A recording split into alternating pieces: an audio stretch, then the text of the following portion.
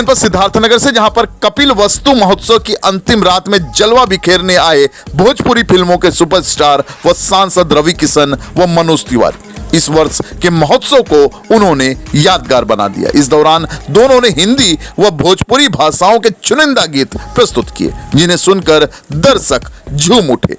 इस दौरान मनोज तिवारी भी भाव विभोर होकर दर्शक दीर्घा में पहुंचकर गीत गाने लगे। हजारों की संख्या में दर्शक भी उनके सुर में सुर मिलाकर गाने लगे। इस अवसर पर मनोज तिवारी ने कहा कि महोत्सव में आकर उन्हें बहुत अच्छा लगा।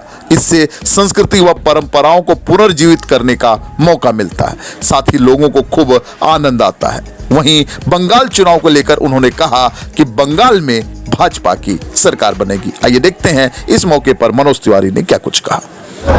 आज आप कपिल वस्तु महोत्सव में आए हैं, क्या कहना चाहिए, कैसा महसूस कर रहे हैं? मैं बहुत अच्छा महसूस कर रहा हूँ कपिल वस्तु महोत्सव में आकर के। क्या है कि जब तक इतिहास को बार बार पलटते न रहा जाए, उसके खोने का, भूलने का खतरा रहता है। अब ये महोत्सव है, इसमें संगीत हुआ है, इसमें बहुत सारे लोगों का और तरह के इन्वॉल्वमेंट हुए हैं, यहाँ के बारे में बताया गया है। हमने भी यहाँ आने के पहले जब हमने इतिहास खंगाला तो मुझे काला नमक की बात फिर से ताज़ी हुई। हमको फिर से बाणगंगा नदी के पानी को, 9 सागरों के पानी को रोक करके कैसे काला नमक चावल की एक बड़ी पैदावार हो रही है, उसकी बात पता चली। हमें पता चला कि यहीं बांसी में चंद्रशेखर आज़ाद जी का कभी आना हुआ।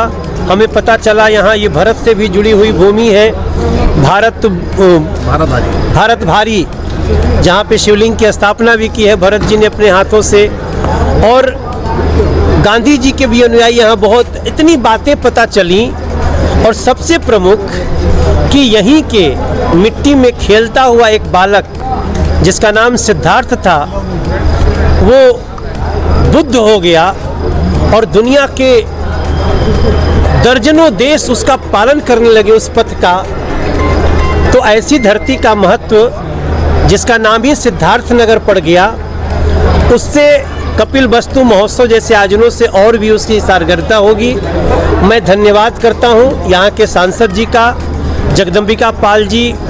हम लोगों को बुलाने में इतना इंटरेस्टेड थे, यहाँ के जिलाधिकारी महोदय इतना इंटरेस्टेड थे कि लगा इतना प्यार से जिस महोत्सव में बुलाया जाता है, वो महोत्सव का उद्देश्य बहुत बड़ा है और लक्ष्य की पूर्ति होगी। मनोज जी, आप बीजेपी के बड़े नेताओं में से, जिस तरह से तनावपूर्ण माहौल चल रहा है, ममता जी खेला हुए कह रही हैं, और जिस तरह से ममता जी का जब नेट टूट जाता है फिर व्हील चेयर पर प्रचार कर रही हैं, आपको क्या लगता है कि इन सबको, पूरी बातों को आप किस नज़र से देखते हैं? देखिए, खैर तो महोत्सव समाप्त हो गया है, मैं प्रेस से बात कर रहा हूँ, तो मैं कह सकता हूँ खेला तब होता है ना जब खिलाड़ी होते हैं, तो खेला शेष होगा।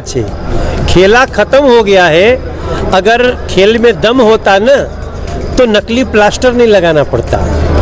खेल में अगर दम होता तो हम जैसे स्टार प्रचारकों का हेलीकॉप्टर का लैंडिंग नहीं रोका जाता। अगर खेल में दम होता तो एक चोट को प्रतिपक्ष के ऊपर साजिश कह के नहीं मढ़ा जाता। चोट लगी, हमें दुख है, जल्दी ठीक हो जाए। लेकिन जिस प्रकार से 10 साल काम की हुई सरकार अब 10 साल के काम की चर्चा नहीं कर रही है। कभी प्लास्टर की बात कर रही है, कभी व्हील चेयर की बात कर रही है, कभी जय श्री राम करने वालों को तमाम तकलीफ़ें दे रही है। तो हम जो देख रहे हैं, पश्चिम बंगाल पूरी तरह से अपनी बागडोर नरेंद्र मोदी के हाथों में देने को तैयार है।